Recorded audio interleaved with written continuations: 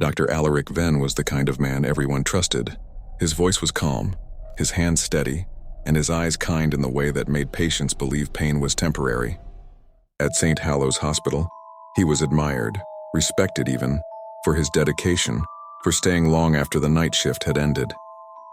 No one questioned why he stayed. They didn't see what he did when the halls fell quiet, when the last nurse had gone home and the flicker of the emergency light painted the corridors a dull blue. That was when the doctor began his rounds.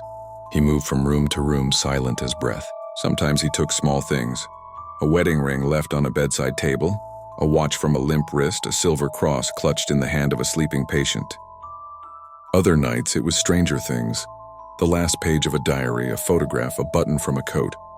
Things no one would notice missing right away. To Dr. Venn, these weren't thefts, they were preservations. He called it keeping their stories.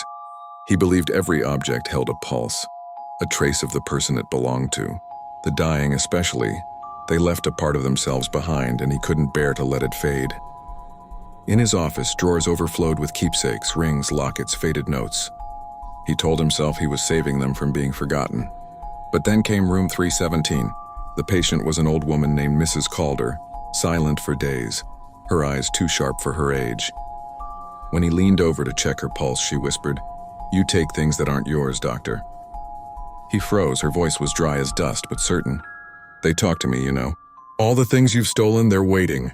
He laughed it off, and tried to. That night, he slipped the silver brooch from her bedside table into his pocket. When he returned to his office, the drawers were open. Every trinket he'd ever taken lay scattered across the floor, as though the room itself had breathed them out. The air felt heavy, humming faintly with a pulse that wasn't his own.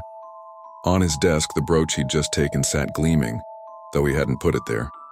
The next morning, Dr. Venn was gone. His office locked, his nameplate removed.